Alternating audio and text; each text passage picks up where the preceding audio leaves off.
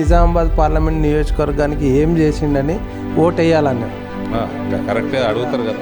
గుర్తింపు ఉన్న అరవింద్కు చాలా గమాండ్ ఉంటుంది, చాలా ఫకర్ ఉంటుంది అని చెప్పేసి బయట ప్రజలతో పాటు ప్రతిపక్షాలు కూడా అంటుంటాయి. దీనికి ఎట్లా స్పందిస్తాడు అరవింద్? ఫకర్ అంటే ఏందన్నా, ఎవరన్నా తిట్టినా, ఉన్న కొట్టినా, ఏదైనా ల్యాండ్ కబ్జా పెట్టినా, ఏదైనా అవినీతి చేసి కమిషన్లు మింగినా, కనీసం నేను రోడ్డు మీద సైరన్ కూడా వేసుకోను. సాదా సీదాగానే ఉన్నా అంట. అంతే. నరేంద్ర మోడీ గారి నాయకత్వంలో అందరూ అట్లనే ఉండాలా. మినిస్టర్లు కొందరికి ఉద్యోగాలు పోయినాయి. ఎంపీ అరవింద్ బాండ్ పేపర్తో కాలక్షేపం చేసిండు పసుపు బోర్డు పేరిట. ఇప్పుడు రెండో 5 ఏళ్ళు, రానున్న 5 ఏళ్లలో కూడా కేవలం అది బోర్డు ప్రకటించిండు, దానికి పరిమితం అవుతుంది అని చెప్పేసి అని అంటారు. ఎక్కడ చేస్తారు ఏంది ఏం చెప్పండి. బీజేపీ కంప్లీట్గా హిందుత్వ పార్టీ అని అనుకోవాలా, ముస్లింలకు అగెనిస్ట్ అనుకోవాలా? బీజేపీ అన్నది నేను ఇప్పుడు నెక్స్ట్ 5 years టార్గెట్లో ఫస్ట్ టార్గెట్ ఏమి ఉండబోతుంది? నా next focus employment. Arvind target ఎట్లా ఉంటుంది? ఈ ఎన్నికల్లో ఎంత ఖర్చు పెడతాడు, ఎట్లా ఉంటుంది? అరవింద్ ఆ డబ్బులు తెలంగాణకు బీజేపీ బ్రాండ్ అంబాసిడర్ అయిన నిజామాబాద్ పార్లమెంట్ సభ్యుడు ఎంపీ అరవింద్ రెండోసారి పార్లమెంట్ సభ్యుడిగా కేంద్రం పార్టీ టికెట్ను కేటాయించింది మొదటి జాబితాలోనే. ఇప్పుడు రాబోయే ఎన్నికల్లో ఆయన ప్రణాళికలు ఏంటి, అసలు నిజామాబాద్ పార్లమెంట్ నియోజకవర్గంలో చేసిన అభివృద్ధి తదితర అంశాల మీద మాట్లాడేందుకు ఎంపీ అరవింద్ గారు మనతో ఉన్నారు. మరిన్ని విషయాలను అడిగి తెలుసుకునే ప్రయత్నం చేద్దాం. ముందుగా మీకు కంగ్రాచులేషన్ చెప్తున్నాము, ఎందుకంటే రెండోసారి మీకు మొదటి జాబితాలో టికెట్ వచ్చింది. ఎట్లా ఫీల్ అవుతున్నారు? K6 ప్రేక్షకులందరికీ, పార్లమెంటు నియోజకవర్గ సోదర సోదరీమణులందరికీ కూడా నమస్కారం. మోడీ గారి 3వసారి ప్రధానమంత్రి అయ్యే ఎలక్షన్లో నాకు 2వసారి టికెట్ రావడం అంటే అది నాకు ఇందూరు ప్రజలు ఇచ్చిన దీవెన, మోదీ గారి ఆశీర్వాదం. కాబట్టి చాలా సంతోషంగా ఉంది. రామమందిరం జనవరి 22 రోజు కూడా, ప్రాణప్రతిష్ఠ రోజు కూడా నాకు ఆహ్వానం అందింది. ఆహ్వానం అందితే నేను అందరు ఎంపీలకి అందిందేమో అని భావించిన ఫస్ట్. కానీ అక్కడికి పోతే ఒక్క ఎంపీ లేడు. మీరే కనబడ్డారు. నేను మీ జర్నలిజం చేసిన, నేను అడగ రిపోర్టింగ్ చేసిన లోపల అందరి కోసం. సో అక్కడ పోయేసరికి పొలిటీషియన్లు ఎక్కువ లేరు. 4,000 ఆహ్వానితులు, అందులో 1,500 దాకా మన సాధు సంతులే ఉన్నారు. సో 2,500 నాకు రావటం అన్నది, అది కూడా రాముల వారి దీవెన, ప్రజలు ఇచ్చిన నాకు ఆశీర్వాదం, ఇందూరు ప్రజలు ఇచ్చిన ఆశీర్వాదం. ఇప్పుడు అంటే వచ్చే ఎన్నికల్లో అంటే గత 5 ఏళ్లలో అసలు అరవింద్ నిజామాబాద్ పార్లమెంట్ నియోజకవర్గానికి ఏం చేసిండని ఓటేయాలని కరెక్టే అడుగుతారు కదా. ఒకటి ఫస్ట్ నేనేం చేశాను, మోడీ గారి స్కీమ్స్ ఏమేమి వచ్చినాయి, ఇవన్నిటికంటే ముందు ప్రధానమంత్రి నరేంద్ర మోడీ గారి ఆధ్వర్యంలో 10 సంవత్సరాలలో రాజకీయ నాయకుడు అన్న డెఫినేషన్ మారిందండి. ఇంతకుముందు రాజకీయ నాయకుడు మేము ఎంపీఓ, మంత్రియో, ఎమ్మెల్యే అంటే వేరే పార్టీలల్లో కొంచెం అందరినీ భయపెట్టడం, 20 కార్లు వేసుకొని తిరగడం, సైరన్లు మోగించుకుంటూ తిరగడం, ల్యాండ్ కబ్జాలలో ఇన్వాల్వ్ కావటం, అవినీతి అయితే కామన్ అది. ఇవాళ 5 సంవత్సరాల నుంచి మనము కంప్లీట్ చేసుకున్నాం ఎంపీగా. ఎక్కడ కూడా అవినీతి మచ్చ కానీ ఆరోపణ కానీ మన మీద లేదు. నెంబర్ 2, ఎక్కడ కూడా హంగు ఆర్భాటాలు లేకుండా ఒక్కరోజు కూడా 5 సంవత్సరాలలో నేను సైరన్ అన్నది వేసుకోలేదు. నా మీద అన్ని అటాక్స్ అయినా కూడా నాకు ఎన్నడూ పోలీసు వాళ్ళు ఎస్కాట్ ఇవ్వలేదు, నాకు అడగలేదు. తర్వాత అటాకులు ఎక్కువైనప్పుడు అమిత్ షా గారే సెంట్రల్ సెక్యూరిటీ కవర్ ఇచ్చారు నాకు. ఆ తర్వాత కూడా ఎక్కడ కూడా హంగు ఆర్భాటాలు లేకుండా, సైరన్లు లేకుండా చిన్న మన సైకిల్ వాళ్ళని కానీ, స్కూటర్ వాళ్ళని కానీ ఇబ్బంది పెట్టిన పరిస్థితి లేదు. అక్కడ నుంచి మొదలు పెడితే అంటే సాదా సీదాగానే ఉన్నా అంటారు. అంతే. నరేంద్ర మోడీ గారి నాయకత్వంలో అందరూ అట్లనే ఉండాలా. అట్లా లేకపోతే టికెట్లు కట్టైన వాళ్ళు ఉన్నారు. ఇప్పుడు మినిస్టర్లు కొందరికి ఉద్యోగాలు పోయినాయి. పనితనంతో పాటు మన ప్రవర్తన కూడా నరేంద్ర మోడీ గారి నాయకత్వంలో ఇంపార్టెంట్. అన్నిటి మీద దృష్టి ఉంటుంది ఆయనది. మనమే కాదు, మొత్తం మంత్రిమండలి కేంద్రంలో కూడా ఢిల్లీలో తిరిగేటప్పుడు ఎవరు కూడా సైరన్లు వేసుకోవద్దు, ట్రాఫిక్ ఇబ్బంది పెట్టవద్దు. సో అదే రకంగా ఈడ కూడా మనం అది చేసుకున్నాము. ఇక అభివృద్ధి విషయాలకు వస్తే చిరకాల వాంఛ, అసంభవం అనుకున్నది సంభవం చేసుకున్నాం మనం భారతీయ జనతా పార్టీ మోదీ గారి నాయకత్వంలో. ఉత్తర తెలంగాణ రైతుల ఉత్తర తెలంగాణ ప్రత్యేకంగా ఇందూరు పసుపు రైతుల ఒక అది వాళ్ళ ఉద్యమం అనల్నా, కడుపు మంట అనల్నా, వాళ్ళ ఆవేదన అనల్నా, ఒక 35 సంవత్సరాల నుంచి వాళ్ళ పోరాటాన్ని మనము సఫలీకృతం చేసుకొని వాళ్ళ సాధించుకున్నాం. పని ఇప్పుడు మొదలైంది, పని అయిపోలే. మీ ద్వారా రైతులకు చెప్పేది ఏంటంటే పని ఇప్పుడు మొదలైంది. ఇన్ని రోజులు ఇబ్బందులు ఎందుకు పడ్డామంటే నియత లేక, బోర్డు లేక కాదు, రాజకీయ నాయకులల్లా నియత లేక, పనిచేసే మనస్తత్వం లేక, సాధిద్దామన్న తపన లేక. గిదే స్పైసెస్ బోర్డు కూడా ఇంతకుముందు ఉండే 35 ఏళ్ళ నుంచి ఉంది, కానీ ఈ 3-4 సంవత్సరాలు ఎందుకు పనిచేసింది ఇక్కడ పట్టించుకోక. ఇవాళ టర్మరిక్ బోర్డు వచ్చింది, ఇంకా మనం ఏదో స్థాయికి, ఇంకా చాలా పెద్ద స్థాయికి తీసుకుపోవాలి పసుపుని. ఇవాళ 15,000 రేట్ వస్తుందంటే స్పైసెస్ బోర్డు పనిచేసింది, దాని ద్వారా పని చేయించుకున్నాము. 1 డిస్ట్రిక్ట్ 1 ప్రోడక్ట్ కింద పసుపును పెట్టుకున్నాము. టర్మరిక్ క్లస్టర్స్గా నిజామాబాద్ని మనము చేసుకున్నాము. కామర్స్ మినిస్ట్రీలో వివిధ కార్యక్రమాల వల్ల ఈ ఎక్స్పోర్ట్స్ పెరిగి ఇతర మార్కెటింగ్లో కొంచెం ప్రోయాక్టివ్నెస్ వచ్చి ఇవాళ రైతులకు రేట్లు వస్తున్నాయి. ఇప్పుడు పసుపు బోర్డు కూడా వచ్చింది. పసుపు బోర్డు టేక్ ఓవర్ చేసి పనులు ఇంకా వేగవంతమవుతాయి.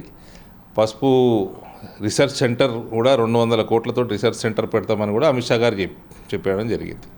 సో పసుపు యొక్క ఎగుమతులు కూడా 400% పెంచే విధంగా కేబినెట్ తీర్మానం ఉంది పసుపు బోర్డు పెట్టేటప్పుడు 2030 వరకు. సో దానికి తగ్గట్టుగా మనం విస్తీర్ణత పెంచుకుంటూ, ఎక్స్పోర్ట్స్ పెంచుకుంటూ, ఇండియాలో కూడా మార్కెటింగ్ పెంచుకుంటూ, ఇక్కడ ఇన్ఫ్రాస్ట్రక్చర్ పెంచుకుంటూ, ఇవన్నీ కూడా చేసుకుంటూ అందుకే చెప్తున్నా పని ఇప్పుడే మొదలైంది. పని కథం కాలే, ఇప్పుడు అస్సలు పని మొదలైంది. ఇప్పుడు ప్రతిపక్షాలు కూడా ఆ విషయంలో ఫస్ట్ 5 ఏళ్ళు కేవలం ఎంపీ అరవింద్ బాండ్ పేపర్తో కాలక్షేపం చేసిండు పసుపు బోర్డు పేరిట. ఇప్పుడు రెండో 5 ఏళ్ళు, రానున్న 5 ఏళ్లలో కూడా కేవలం అది బోర్డు ప్రకటించిండు, దానికే పరిమితం అవుతుంది అని చెప్పేసి అలా అంటారు. ఎక్కడ చేస్తారు, ఏంది, ఏం చెప్పలేదు. పని చేసేటోడికి పని ఎట్లా జరుగుతుందో తెలుస్తుంది. వీళ్ళు పని చేయని వాళ్ళు, పని ఎన్నడూ జీవితంలో పని చేయని వాడికి ఎట్లా తెలుస్తుంది? ఇప్పుడు రాహుల్ గాంధీకి నరేంద్ర మోడీకి డిఫరెన్స్ కదే. ఎందుకంటే సార్ పని చేసింది లేదు, పార్టీని పెంచింది లేదు, ఏదో పదవి తీసుకున్నది లేదు. పదవి తీసుకుంటాకే భయం ఆయన 2004 నుంచి 2014 వరకు. ఆయన ప్రైవేట్ లైఫ్, పర్సనల్ లైఫ్ దెబ్బతింటుందని టైంపాస్ రాజకీయాలు చేసేటోళ్ళకి, పని చేసేటోళ్ళకి పసుపు బోర్డు అన్నది నా ప్రామిసు. అది నేను నా ప్రభుత్వాన్ని ఒప్పించి తెచ్చే వరకు టైం పట్టింది. అందులో 2 సంవత్సరాలు కోవిడ్ కూడా ఉంది. అంతవరకు నేను ఏమి ఊకోలే కదా. ఉన్న స్పైసెస్ బోర్డు తెచ్చి పని చేయించిన కదా ఇక్కడ. ఇప్పుడు ఇలా 15,000 రేట్ వస్తుందంటే స్పైసెస్ బోర్డుకే దానికి క్రెడిట్ ఇవ్వాలా. ఇప్పుడు ఫుల్ ఫ్లెజ్డ్ టర్మరిక్ బోర్డు చేసినాక చెప్తున్నా నేను 20,000 దాటుతుంది. వీళ్ళు ఏమన్నా నా అనుకోని మస్తు అంటారు అపోజిషన్ పార్టీసు. వాళ్ళకి ఇప్పుడు ఇక్కడ ఛాన్స్ కూడా లేదు. ఈ పార్లమెంట్ ఎన్నికలలో మోదీ గారి గాలి ముందర భారతీయ జనతా పార్టీకి ఇప్పుడున్న పరిస్థితుల్లో అవకాశం కూడా లేదు. ఇవి కాకుండా మనకు ఎన్నడూ లేని విధంగా ఒక్క railway over bridge, Madhavnagar railway over bridge కోసం 30 ఏళ్ళ నుంచి వెయిట్ చేస్తున్నాం. ఇవాళ 6 రైల్వే ఓవర్ బ్రిడ్జ్లు పనులు నడుస్తూ ఉన్నాయి. మొన్న 7వ రైల్వే ఓవర్ బ్రిడ్జ్ బోధన్లో ఫౌండేషన్ స్టోన్ కూడా ప్రధానమంత్రి గారు వేసిండ్రు. ఒకటి ఇనాగరేషన్ గోవిందపేట చేసుకున్నాం మనం. అడవి మామిడిపల్లి, ఊరు మామిడిపల్లి, మాధవ్ నగర్ వేగంగా కొనసాగుతున్నాయి. అరసపల్లిలో పని ఇప్పుడే మొదలైంది. బోధన్లో ఫౌండేషన్ స్టోన్ వేసుకున్నాం. ఇవి వేసుకుంటా మన నేషనల్ హైవే పనులు ఇంతకుముందు జరిగినాయి. ఇప్పుడు విస్తరణ పనులు కూడా 4,000 పైన పైచిలుకు కోట్ల ప్రాజెక్ట్ అది. 3,100 కోట్లు మన కాన్స్టిట్యున్సీలో జగిత్యాల దాకా. ఇది అయిపోయాక రైల్వే లైన్లు మనకి డబ్లింగ్ ముత్కేడ్ నుంచి డోన్ కర్నూలు దాకా ఏదైతే పోతుందో ఈ డబ్లింగు, మళ్ళా బోధన్ బీదర్ లైన్ ఒకటి, ఆదిలాబాద్ ఆర్మూర్ లైన్ ఒకటి, ఈ 3 కూడా పనులు నడుస్తూ ఉన్నాయి. డిఫరెంట్ స్టేజెస్లో ఉన్నాయి. ఇవి అయిపోయాక నిజామాబాద్ ఇందూరు ప్రజలకు చెప్తా ఉన్నా, డైలీ ట్రైన్ బాంబే వైపు, డైలీ ట్రైన్ రాజస్థాన్ ఢిల్లీ వైపు, డైలీ ట్రైను ఇంకోటి కాశీ, మథుర, ఇటు Ayodhya, all over India open up అయిపోతుందండి. ఓపెన్ అప్ అయిపోతుంది ఇందూరు. పెద్ద జంక్షన్, రైల్వే జంక్షన్ కాబోతా ఉంది ఈ బీదర్ బోధన్ లైన్ కాగానే. మన రైల్వే స్టేషన్ల ఆధునీకరణ, కేంద్రీయ విద్యాలయాలు ఒకటి ఓపెన్ అయిపోయింది, ఇంకొకటి బోధనలో నెక్స్ట్ ఇయర్ ఓపెన్ చేసుకుంటాము. సొంత భవనాలు. అదేవిధంగా ఇవి ఇన్స్టిట్యూషన్స్ మనం మాట్లాడుకున్నాయి. ఆధార్ ప్రాబ్లం ఉంటే సుమారు 50,000 మహిళలకి ఆధార్ రెక్టిఫికేషన్ సెంటర్లు పెట్టించినాము. ఇవన్నీ చేసుకుంటూ నరేంద్ర మోడీ గారి స్కీమ్స్ ఏవైతే ఉన్నాయో ఇవాళ మన పార్లమెంట్లో ఉన్న మహిళా గ్రూపులకి కేవలం మన పార్లమెంట్లో 6,300 పైచిలుకు కోట్ల రూపాయలు రుణాలుగా ఉన్నాయి. ఈ రుణాలు ప్రతి రూపాయి నరేంద్ర మోడీ గారిది, సెంట్రల్ గవర్నమెంట్ది. దీని మీద 5% ఇంట్రెస్ట్ సబ్సిడీ మోడీ గారు ఇస్తారు. 4% రాష్ట్రం ఇవ్వాలి, ఇస్తలేదు. అందుకనే పావులా వడ్డీ వస్తలేదు. 7% వడ్డీ పడుతున్నది. 3% పడాల్సింది పావులా వడ్డీ, సంవత్సరానికి 7% పడుతున్నది. రాష్ట్ర ప్రభుత్వం ఇస్తలేదు. అంటే గత ప్రభుత్వం మేమే ఇచ్చినామని అనుకున్నారు. అది ఇది ఈ పాయింట్ మీ K6 ద్వారా నా రిక్వెస్ట్ మరీ చూపించండి. మేమే ఇచ్చినా అని చెప్పుకున్నారు కదా గత ప్రభుత్వం. నువ్వు పావులా వడ్డీకి 4% వడ్డీ రాయితీ ఇవ్వలేదు. అసలు ఎట్లిస్తావు? రాయితీ వడ్డీ రాయితీ అయినోడు అసలు ఇస్తాడా అండి? కొసరి అయినోడు అసలు ఇస్తాడా? అది సో మొత్తం అస్సలు పైసలన్నీ మోదీవి, 5% వడ్డీ రాయితీ మోదీది, 4% రాష్ట్ర వాటా కడతలేరు. కాబట్టి మహిళలందరూ 7% కట్టాల్సి వస్తుంది, బొక్క పడుతుంది కదా. సో ఇది అయిపోయాక 70,000 పైచీలకు ఉజ్వల కనెక్షన్లు మన పార్లమెంట్లో ఉన్నాయి. 70 నుంచి 80,000 సుకన్య సమృద్ధి యోజన అకౌంట్స్ ఉన్నాయి. 8.5% బ్యాంకుల డబ్బులు వేస్తే 8.5% వడ్డీ, మళ్ళీ దాని మీద ట్యాక్స్ లేదు. మళ్ళీ 41,000 స్వనిధి చిరు వ్యాపారులకి లోన్లు ఉన్నాయి. 2,000 లేటెస్ట్ ఫిగర్ 2,600 కోట్ల రూపాయల ముద్రా లోన్లు ఉన్నాయి.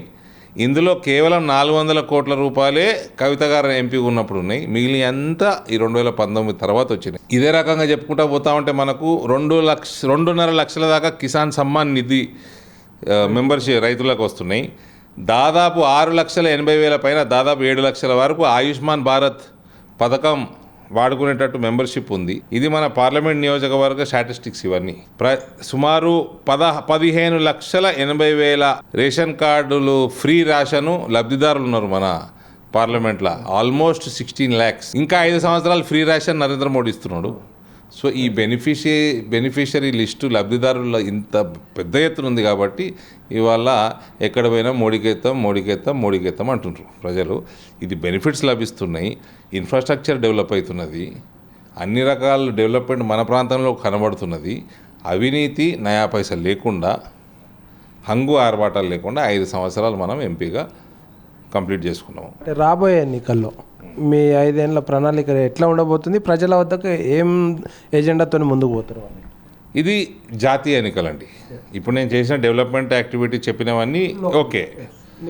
ఇప్పుడు జాతీయ స్థాయిలో వచ్చేసి 1947లో స్వాతంత్రం వచ్చినప్పుడు ఈ దేశాన్ని 3 ముక్కలు చేశారు. 3 ముక్కలు చేసి జిన్నాకి కోరిక ఉండే ప్రధానమంత్రి కావాలంటే ఆ కోరికని నెహ్రూ తీర్చిండు. జిన్నా కోరికను తీర్చనీకి ఈ దేశాన్ని 3 ముక్కలు చేసి 3 ముక్కలు చేసి ఆ 2 ముక్కలనేమో ఇస్లాం దేశంగా మార్చిండు. ఇక్కడ మాత్రం హిందూ రాష్ట్రం చేయలేదు. అది అయిపోయినాక నెహ్రూ చచ్చిపోయినాక ఇందిరాగాంధీ ప్రధానమంత్రి అయినాక కొద్ది కాలానికి 75లో మన రాజ్యాంగంలో సెక్యులర్ పదం అన్నది మన కొత్త తరం యువకులకి, ఫస్ట్ టైం సెకండ్ టైం ఓటర్స్కి చాలామందికి తెలియదు ఏంటంటే మనం సెక్యులర్ అన్నది, దేశం సెక్యులర్ అన్నది 1947 అంబేద్కర్ గారు పెట్టినరేమో అనుకుంటారు.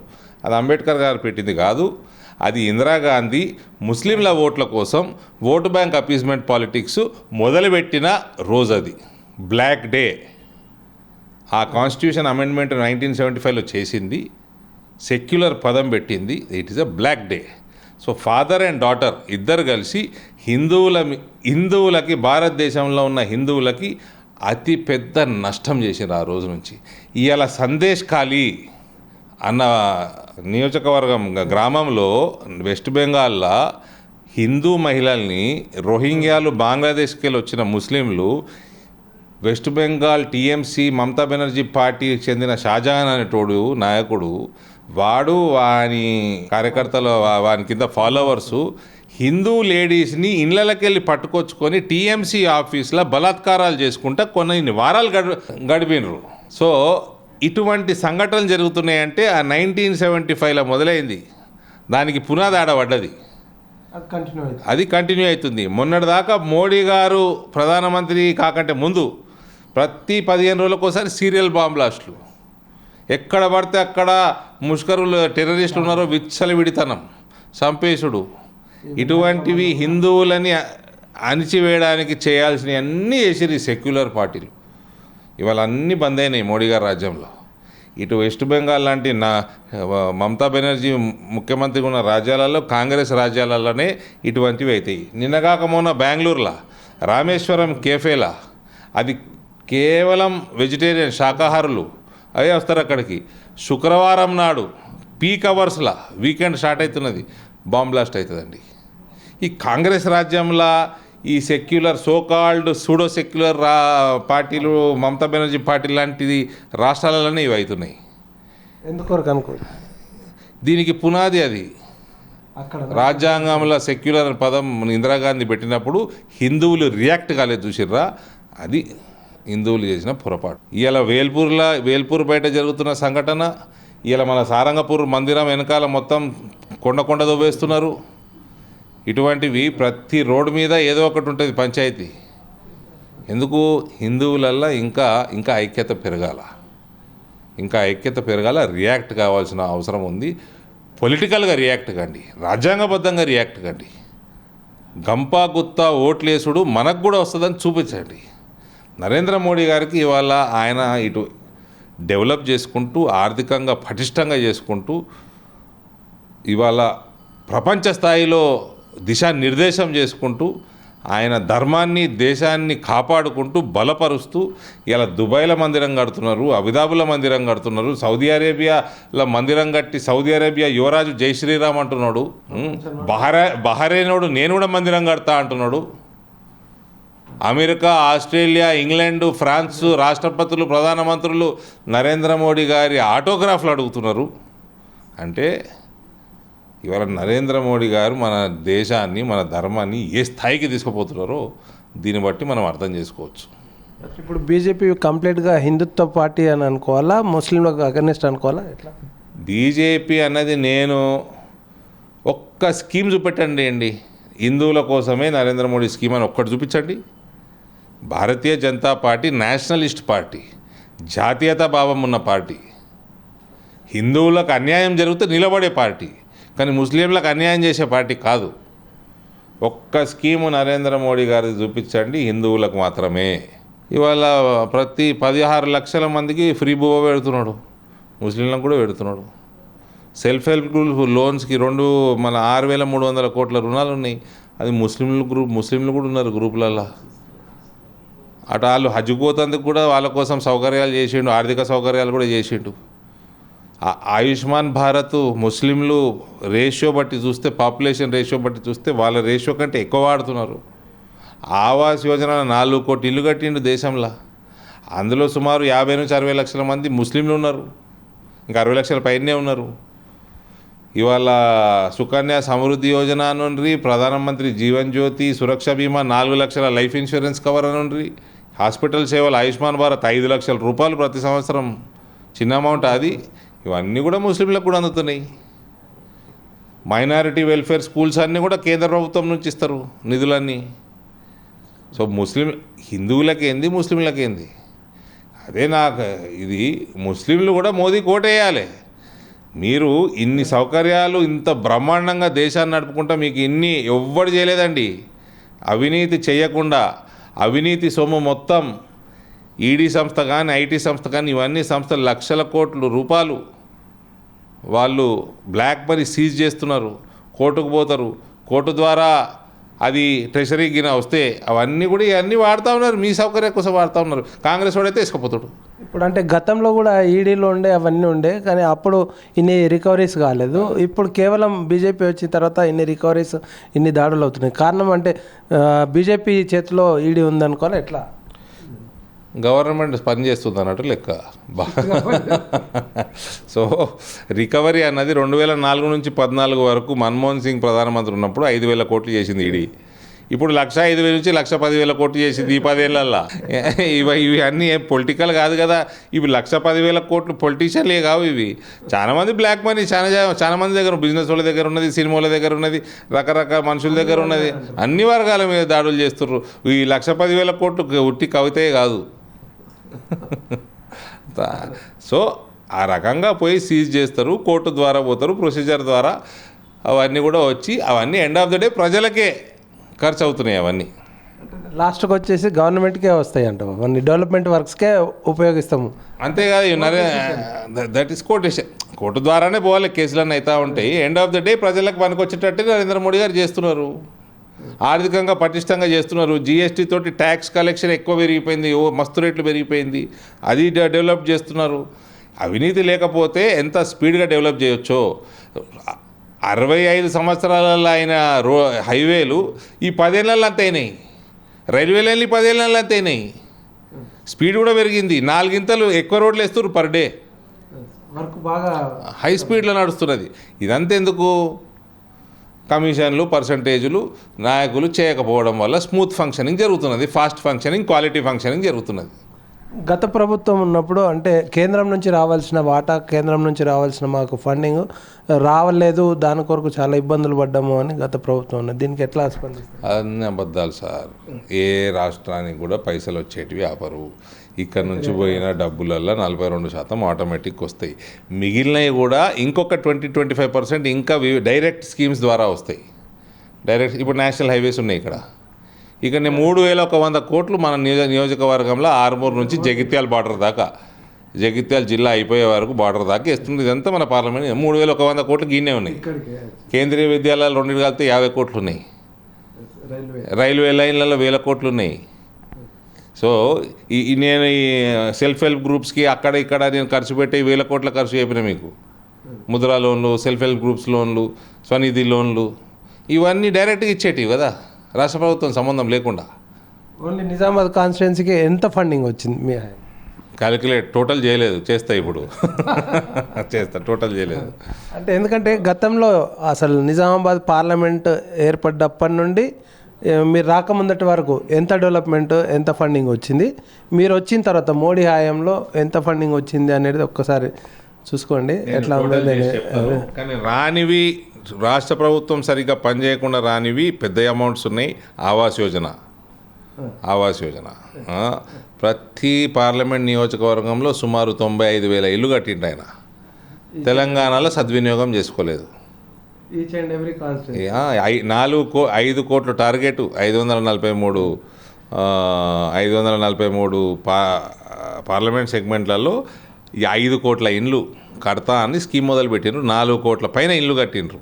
ఇక్కడ మాత్రం కాలేదు. రాష్ట్ర ప్రభుత్వం వాళ్ళ వాటా పెట్టకపోవడం, ఆయన ఇచ్చే ప్రతి ఇంటి డబ్బులు సద్వినియోగం చేసుకోకపోవటం, అవినీతి చేసుకుంటూ కాళేశ్వరం కట్టిండ్రు.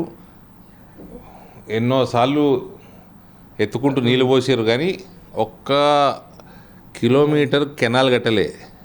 అందరు గమనించాలా, కాళేశ్వరం అన్నది ఎత్తిపోస్తురు. పంపులు, ట్యాంకులు, రిజర్వాయర్లు అంతే, కాలువలు లేవు. అదేమంటారు, మన ఇరిగేషన్ ఏరియా పెరగలే, అంతే ఉన్నది. 1 ఎకరం పెరగలే. కెనాల్ చూపెట్టండి నాకు. మీరు మీడియా వాళ్ళు ఇంత తిరుగుతారు కదా, 1 కిలోమీటర్ కెనాల్ చూపెట్టుర్రి.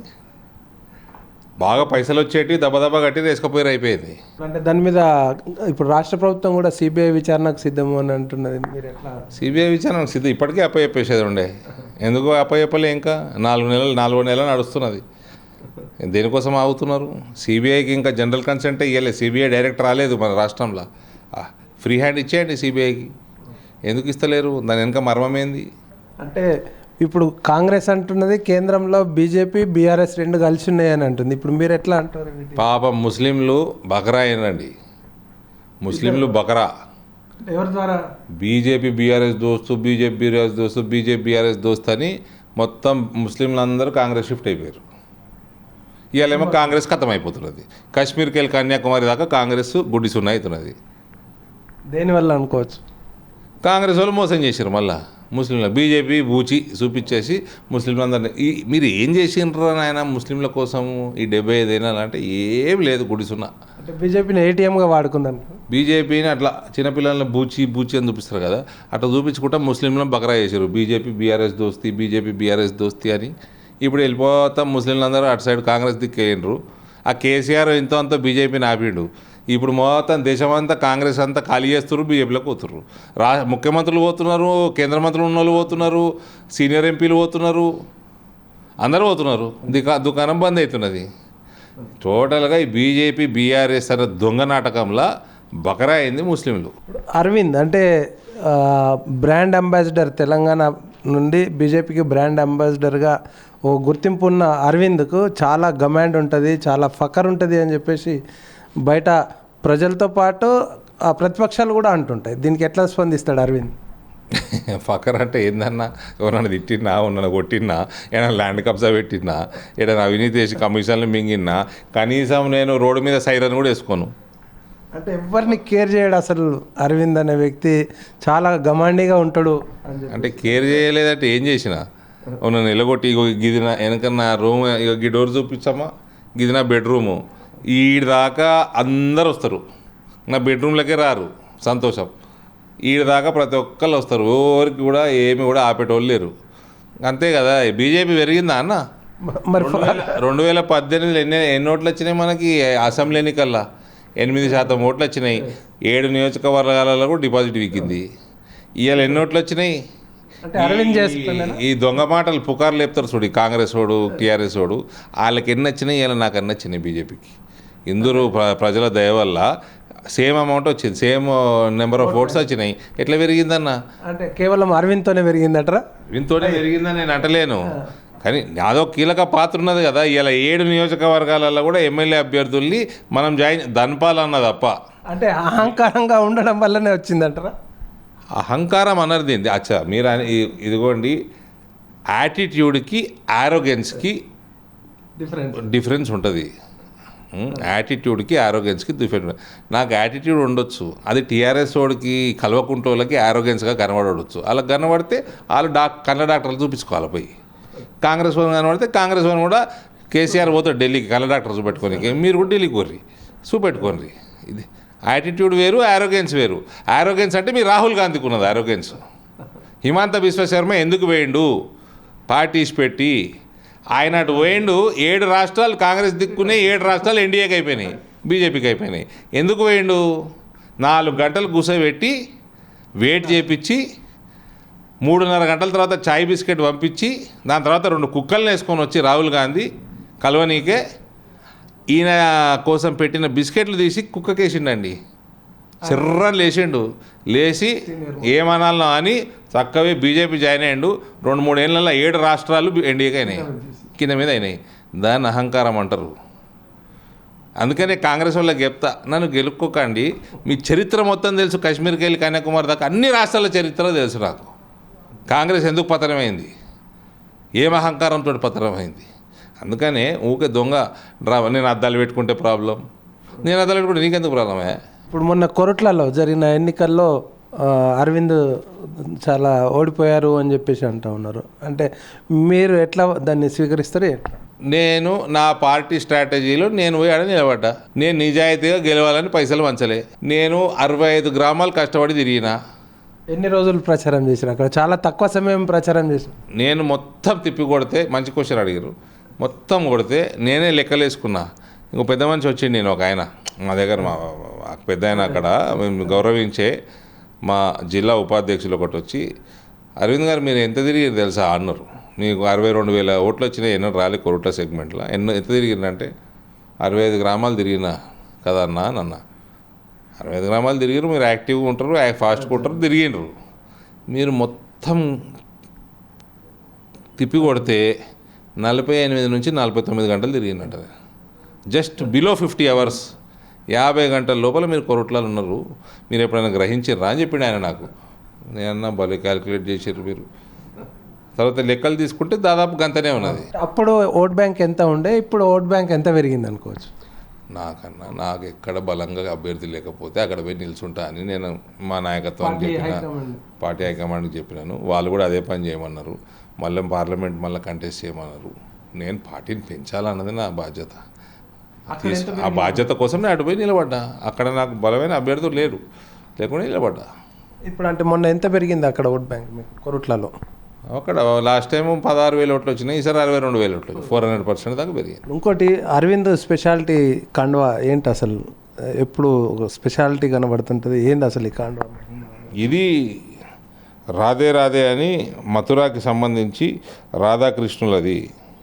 మీ ఫేస్బుక్ డిప్ కూడా రాధా అదే ఉంటుంది, అర్లీ మార్నింగ్ ఉంటుంది. అయోధ్య అయిపోయింది, కాశీలో సగం పని అయింది, మథురాలో కూడా మొదలు కావాలి.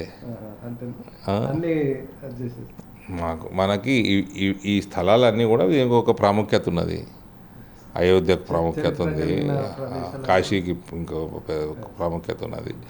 మథురాలో కూడా కృష్ణుడు పుట్టిన జన్మస్థలం ఏదైతే ఉందో, కంసుడి యొక్క జైలు ఎక్కడైతే కృష్ణుడు పుట్టిండో దేవకి వసుదేవులకి, ఆ సెల్ ఉన్నది, ఆ జైలు ఉన్నది. ఆ జైలు మీద ఇంత పెద్ద మస్జిద్ కట్టిండు ఔరంగజేబు. జైలు మీద కట్టిండు. అక్కడ పోయి చూస్తే ఇప్పుడు అది Z+ కేటగిరీ సెక్యూరిటీలు ఉంటుంది. ఫోన్లు కూడా తీసుకుపోయారు లోపలికి, ఫోటోలు కూడా బయటకు తీయరు. ఇప్పుడు ఆ జైల్లోకి లోపలికి పోవడం కూడా బంద్ చేసారు. నేను 1987లో పిల్లగాని లెక్క పోయి మొత్తం జైల్లో తిరిగిన. మన 2002లో 1లో పోయినా. మళ్ళా పోయి చూస్తే ఇప్పుడు మొత్తం Z+లో ఉన్నది. No photos, nothing. ఎంట్రన్స్ దాకా, జైలు ఎంట్రన్స్ దాకా పోనిస్తారు. భయంకరమైన ఇంత పెద్ద మస్జిద్ కట్టిర్రు జైలు మీదనే. దీనికి ఆర్కియాలజీ అవసరం లేదు, దీనికి పరిశోధన అవసరం లేదు, కళ్ళ ముందర ఉంటుంది. ఇది కూడా కోర్టులు నడుస్తూ ఉన్నది. కోర్టు ద్వారానే రాజ్యాంగబద్ధంగానే ఇది కూడా అయోధ్య అయినట్టు మథుర కూడా కావాలన్నది మా కోరిక. అందుకనే జై శ్రీకృష్ణ అని తిరుగుతున్నాం. ఇప్పుడు అంటే కొత్త నినాదం అని అనుకోవచ్చు. ఇది ఎప్పటి నుంచో ఉన్న నినాదమే. మనం స్టార్ట్ చేద్దాం ఇక్కడ బలంగా. ఇప్పుడు నిజామాబాద్ ప్రజలకు అంటే మీరు ఏం చెప్తారు? ఇప్పుడు నెక్స్ట్ 5 years టార్గెట్లో ఫస్ట్ టార్గెట్ ఏమి ఉండబోతుంది? నిజామాబాద్లో ఉన్న రైతాంగం కానీ, మా NRI సోదరులు కానీ, మహిళలు కానీ, యువత కానీ, నా నెక్స్ట్ ఫోకస్ ఎంప్లాయ్మెంట్ మీద ఉంటుంది. ఎంతైతే జిద్దు పట్టుకొని అమిత్ షా గారు కొరట్లకు వచ్చినప్పుడు అరవింద్ బాగా సతాయిస్తాడు. ఆయన నియోజకవర్గ ప్రాబ్లమ్స్ ఉంటే బాగా సతాయిస్తాడు మమ్మల్ని. మొత్తం మంత్రి మండలితో మొత్తం కొట్లాట పెట్టుకున్నాడు పసుపు బోర్డు కోసం అని చెప్పిండు ఆయన. అంత జిద్దుతోటి నా ఫాలో అప్ బాగా స్ట్రాంగ్ ఉంటుంది. నేను అంత జిద్దుతోటి ఈసారి ఎంప్లాయ్మెంట్ మీద దృష్టి పెట్టాలని ఉన్నది. స్పెషల్లీ మన దళిత వర్గాలు, ఎకనామికలీ బ్యాక్వర్డ్ క్లాసెస్ కానీ, ఇతర వర్గాలు కానీ, మన షెడ్యూల్డ్ ట్రైబ్స్ కానీ, వీళ్ళకి ఎక్కువ లాభం అయ్యేటట్టు ఎంప్లాయ్మెంట్ ప్రోగ్రామ్ ఒకటి ఆల్రెడీ ఒక ప్రణాళిక సిద్ధం చేస్తున్నాము. ఉమ్మడి రాష్ట్రంలోనే నిజామాబాద్ జిల్లా అన్నపూర్ణ జిల్లాగా పేరుగాంచింది. అన్ని రకాలుగా పంటలు ఇక్కడ ఉత్పత్తి జరుగుతాయి, కానీ అగ్రికల్చర్ సెక్టర్ ఇండస్ట్రీస్ ఇక్కడ లేవు. ఎస్, ఇప్పుడు కేవలం నందిపేటలో సెజ్ ఒకటి స్టార్ట్ చేసి దాన్ని అంతే. మరి మీరు ఎలాంటి ప్రణాళిక? నా ప్రణాళిక ఇవన్నీ ఉన్నాయన్న. నా ప్రణాళికలో ఫస్ట్ ఈజియెస్ట్గా వచ్చేది అగ్రిబేస్డ్ ఇండస్ట్రీస్. చాలా ఫాస్ట్గా వస్తాయి, ఈజీగా వస్తాయి. ఇక్కడ అవినీతి ఉండొద్దు. ఇప్పుడు ఆ సెజ్ వాళ్ళు కూడా నా దగ్గరకు వచ్చిర్రు. వాళ్ళు సెజ్ పెట్టిండ్రు, వాళ్ళ జాగా 70-80% జాగా వీగింది ఆల్రెడీ. 20-30% ఉన్నది వాళ్ళ దగ్గర. లాగేసుకున్నారు మళ్ళీ టీఆర్ఎస్ వాళ్ళు గవర్నమెంట్ ఉన్నప్పుడు. వాళ్ళందరూ వచ్చి నేను అన్నా మీరు బాగా ఎవరన్నా వచ్చి ఇండస్ట్రీ పెడదామంటే రేట్ ఎక్కువ చెప్తున్నారండి మీరు ల్యాండ్ అని చెప్పిన. ఏం చేయమంటారు సార్, ఇక్కడ ఎంపీ గారికి, అప్పుడున్న పాత ఎంపీ గారికి, ఎమ్మెల్సీ గారికి కమిషన్ పోవాలి. మన ఎమ్మెల్యే గారు ఉండే అక్కడ ఆర్మూర్లో, ఆయనకి పర్సంటేజ్ పోవాలి. ఎవడన్నా వస్తారా సార్? మేము ఇవ్వాలంటే మరి మేము కూడా లాస్ట్లో నడుపుకోలేం కదా. అది రారు, వీళ్ళు పెట్టరు, ఈ పని ముందరికి పోదు. ఇక్కడ హ్యాపీగా పసుపుకు సంబంధించి బ్రహ్మాండమైన ఇన్ఫ్రాస్ట్రక్చర్ ఇండస్ట్రీ రావచ్చు. మక్కకు సంబంధించి బ్రహ్మాండమైన అమిత్ షా గారే అన్నారు కదండి. అమిత్ షా గారు ఆయన స్పీచ్లో ఇక్కడ మన నియోజకవర్గంలో నిజామాబాద్ పార్లమెంట్లో మాట్లాడుకుంటా మక్కకి సంబంధించి కూడా ఎథనాల్ ఫ్యాక్టరీలు పెట్టవచ్చు. ఇక్కడ చెరుకు ఫ్యాక్టరీలు 66 తెరిచినాం మనం దేశంలో. 66 తెరిచినాము. నిజామాబాద్ చెరుకు ఫ్యాక్టరీలు ఎందుకు తెరవలేరు? ఒక ప్రణాళిక లేదు. దేశంలో షుగర్ డెవలప్మెంట్ ఫండ్ అని పెట్టి 9,500 కోట్లు ఇచ్చేసి 66 నిజాం షుగర్ ఫ్యాక్టరీ లాంటి మూతపడ్డ ఫ్యాక్టరీలు 66 ఫ్యాక్టరీలు తెరిచిండ్రు. 9,500 కోట్ల రుణాలు ఇచ్చి రైతులకి, ఇండస్ట్రీకి ఇచ్చి రివైవ్ చేసిండ్రు. ఇండస్ట్రీలని ప్రాఫిట్లకు వచ్చిండ్రు. 9,500 కోట్లల్లో 96% ఫండు లోన్స్ క్లియర్ అయిపోయినాయి. క్లియర్ కూడా అయిపోయినాయి. నిజామాబాద్ లాంటి ఫ్యాక్టరీలు ఎందుకు? రాష్ట్ర ప్రభుత్వం కేంద్రానికి ప్రపోజల్ పంపాలి కదా. 66 అయిపోయినాయి. 66కి 10 ఏళ్ళు కూడా పట్టలేదు, 5 ఏళ్ళ లోపల అయిపోయినాయి. ఫస్ట్ టర్మ్లో అయిపోయినాయి మోడీ గారివి. 2019-20 వరకు మొత్తం అయిపోయినాయి. ఇప్పటిదాకా లోన్లు రీపేమెంట్ కూడా అయిపోయింది. అంత బ్రహ్మాండమైన స్కీమ్ అది. ఎథనాల్ తయారు చేస్తారు, బ్రౌన్ షుగర్ తయారు చేస్తారు, షుగర్ తయారు చేస్తారు. చెరుకు విస్తీర్ణత పెరిగింది. చెరుకు రైతులకు ఎఫ్ఆర్పి 340, 2,10,000 దాకా ఇలా చెరుకు వేసుకుంటే రైతులకు వస్తున్నది గ్యారంటీడ్. కేంద్ర ప్రభుత్వంకి వెళ్ళి గ్యారంటీ ఉన్నది ప్రైస్కి. ఇప్పుడు వివిధ పంటలకు ఎంఎస్పీలు కూడా ఎట్లా ఇస్తుంది కేంద్ర ప్రభుత్వం? ఇవి ఎంఎస్పీలు మొత్తం వరికి పెంచిండ్రు, మక్కకు పెంచిండ్రు, చెరుకుకు పెంచిండ్రు, ప్రొద్దుతిరుగుడుకు పెంచిండ్రు, సోయాకి పెంచిండ్రు. మన దగ్గర వండే పంటలన్నీ కూడా పెరుగుతూ ఉన్నాయి. ఇవన్నిటికి తోడు స్కిల్ డెవలప్మెంట్ ప్రోగ్రామ్స్ అయితే ఉన్నాయో మన రాష్ట్ర ప్రభుత్వాల ద్వారా ప్రోత్సాహం లేక, అంటే కేంద్ర ప్రభుత్వంలో ఉన్న ప్రోగ్రామ్స్ని ఇంప్లిమెంట్ చేసే నియత లేక ఇక్కడ పని నడుస్తలేదు. దాని మీద నా దృష్టి ఉంటుంది. Next time skill development programme పెద్ద స్కేల్లో తీసుకోవాలి. ఇక్కడ ఈ ఇండస్ట్రీస్ అన్ని తీసుకొచ్చి స్కిల్ డెవలప్మెంట్ ప్రోగ్రాము ప్రపంచ స్థాయిలో ఇలా రిక్వైర్మెంటు విపరీతంగా పెరిగిపోతున్నది. సో అవన్నీ కూడా స్కిల్ చేసి కొన్ని వేల సంఖ్యలో మనము ఇక్కడ ఉపాధి కల్పించాలా, లేదా కల్పించేటట్టు మనం ట్రైన్ చేయాలా. దాని మీదనే ఫోకస్ ఎక్కువ ఉంటుంది నెక్స్ట్ టైం. ఇప్పుడు అసలు ఎన్నికలు అంటే డబ్బు లేనిది ఎవరు కూడా, సామాన్యుడు కూడా ఎన్నికల్లో పోటీ చేసే పరిస్థితి కనిపించడం లేదు. అట్లా అయిపోయింది వాతావరణం. కానీ అరవింద్ టార్గెట్ ఎట్లా ఉంటుంది? ఈ ఎన్నికల్లో ఎంత ఖర్చు పెడతాడు, ఎట్లా ఉంటుంది? అరవింద్ ఆ డబ్బులు ఖర్చు పెట్టకుండా 62,000 ఓట్లు తెచ్చుకున్నాడు. బీజేపీకి వ్యతిరేక పవనాలు వీచినాయి. బీజేపీకి వ్యతిరేక పవనాలు వీచినప్పుడు డబ్బు ఖర్చు పెట్టకుండా 62,000 ఓట్లు తెచ్చిండు. ఇది నా క్యాడర్కి మెసేజ్. భారతీయ జనతా పార్టీ క్యాడర్కి ఎవరైతే ఎంపీటీసీ కావాలనుకుంటుండో, సర్పంచ్ కావాలనుకుంటుండో, జెడ్పీటీసీ కావాలనుకుంటుండో, కార్పొరేటర్ కావాలనుకుంటుండో, మున్సిపల్ కౌన్సిలర్ కావాలనుకుంటుండో, వీళ్ళందరికీ కూడా ఇదొక భారతీయ జనతా పార్టీ అన్నది ఒక సిద్ధాంతం బేస్ చేసుకొని ఉన్నది. ఆ సిద్ధాంతాన్ని నచ్చే ఇవాళ బీజేపీ పెరుగుతున్నది. ప్రజలు ఆ సిద్ధాంతాన్ని నచ్చే పెంచుతున్నారు బీజేపీని దేశవ్యాప్తంగా. ఉత్తర భారత రాష్ట్రాలన్నింటిలో కూడా ఒక ఎమ్మెల్యే ఎలక్షన్ 30 లక్షలలో అయిపోతుంది. ఒక ఎంపీ ఎలక్షన్ ₹1,00,00,000 లోపల అయిపోతుంది. అంటే అఫీషియల్ డిక్లేర్ చేసిన దానికంటే సగమే అంటారు. లేదు, మన ఎమ్మెల్యేకి ఎంత అండి? 28 లక్షల దాకా అంటే అంతలో అయిపోతుంది. ఎంపీకి 75-80 లక్షల దాకా ఉంటుంది, అంతలో అయిపోతుంది. ఏమైనా ఎక్స్ట్రా పెట్టుకుంటే విచ్చలవిడి పెట్టినట్టు అంటారాడ. అందుకని అవినీతి స్కాములు గేములన్నీ ఆడ ఏమి ఉండవు. చూసినరా? అక్కడే స్టార్ట్ అవుతుంది. మన బీజేపీ పాలిత రాష్ట్రాలలో స్కామ్ అన్నది వినబడ్డది చాలా అరుదు. మీకు స్కామ్లన్నీ ఆమ్ ఆద్మీ పార్టీ సర్కార్, మమతా బెనర్జీ సర్కార్, మీకు తమిళనాడు, తెలంగాణ, ఆంధ్రప్రదేశ్, ఇవి ఈ రాష్ట్రాలలోనే రీజనల్ పార్టీలు ఎక్కడైతే ఉన్నాయో ఇక్కడనే వస్తున్నాయి అన్నీ. ఎందుకు? విచ్చలవిడి పబ్లిక్ పైసలు ఇచ్చుడు, ఓటుకింత ఇచ్చుడు, మళ్ళీ సంపాదించుకోకుండా ఏం చేస్తారండి? సంపాదించుకుంటారు కదా మళ్ళా. సో ఇటు రాజకీయాలు చేయటం ఒక ఎత్తు, పవర్ ఎంజాయ్ చేయటము, పొజిషన్స్ ఎంజాయ్ చేయడం ఒక ఎత్తు, ప్రక్షాళన చేయడానికి ఇవి చేయటం ఒక ఎత్తు. ఇవన్నీ మన పార్టీని పెంచుకుంటూ, అభివృద్ధి సాధించుకుంటూ, మోదీ నాయకత్వాన్ని పెంచుకుంటూ, అవినీతి రాజకీయాలలో కూడా ప్రక్షాళన చేసుకుంటూ, అవినీతి లేకుండా ఇది పెంచితే ఒక లాంగ్ టర్మ్ విజన్ లాగా రిజల్ట్ అన్నది వస్తుంది. లాంగ్ టర్మ్కి మనం పునాదులు బలమవుతాయి. చివరిగా నిజామాబాద్ పార్లమెంట్ నియోజకవర్గంలో ఉన్న యూత్కు మీరు ఇచ్చే మెసేజ్ ఏంటి? మన యూత్కి నేను చెప్పేది ఏముందండి? వాళ్ళే నాకు చెప్తారు అబ్కి బార్ 400 పార్ అంటున్నారు. ఎన్ఆర్ఐలు మొదలు పెడతారు. ఆడ గల్ఫ్లో ఎన్ఆర్ఐలు మొదలు పెడతారు, ఇక్కడ ఫోన్లు చేస్తారు, వాళ్ళ ఇళ్ళలో చెప్తారు అబ్కి బార్ 400 పార్ అంటారు వాళ్ళు కూడా. ముస్లింలకు పెద్దలకు మరి ఏమి ఇస్తారు మెసేజ్? ఎన్ఆర్ఐల మాటినండ్రి. నరేంద్ర మోడీ దేశాన్ని కాపాడుతున్నాడు, ధర్మాన్ని పెంచుతున్నాడు, ధర్మ సంస్థాపన చేస్తున్నాడు, సనాతన ధర్మాన్ని ప్రపంచంలో పెంచుతున్నాడు, చంద్రమండలం నుంచి భూమండలం మీద మొత్తం భారతీయతని పెంచుతున్నాడు. అటువంటి వ్యక్తికి మనం బలపరిచే బాధ్యత మన మీద ఉన్నది. కాబట్టి దానికి అనుకూలంగా ఓట్లు వేయండి. అబ్కి బార్ 400 పార్. థ్యాంక్ యూ అండి. ఓవరాల్గా మోడీ చేస్తున్న అభివృద్ధి దాన్ని దృష్టిలో పెట్టుకొని అవినీతి రహిత రాజ్యం ఏర్పడే విధంగా దేశం ముందుకు పోతుంది అని చెప్పేసి ఎంపీ అరవింద్ చెప్తా ఉన్నారు. కెమెరా పర్సన్ సంజయ్తో Srinivas, K6 news, Nizamabad. Arvind Nizamabad parliament నియోజకవర్గానికి ఏం చేసిండని ఓటు వేయాలన్నారు. కరెక్టే అడుగుతారు కదా.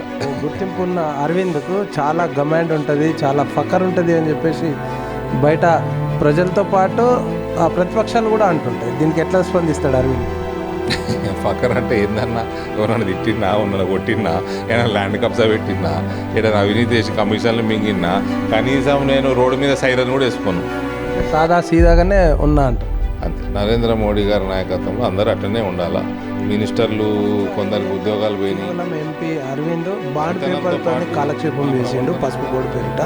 ఇప్పుడు రానున్న 5 ఏళ్లలో కూడా కేవలం అది బోర్డు ప్రకటించిండు, దానికి పరిమితం అవుతుంది అని చెప్పేసి అని అంటారు. ఎక్కడ చేస్తారు ఏంది ఏం చెప్పారు? బీజేపీ కంప్లీట్గా హిందుత్వ పార్టీ అని అనుకోవాలా, ముస్లింలకు అగెనిస్ట్ అనుకోవాలా?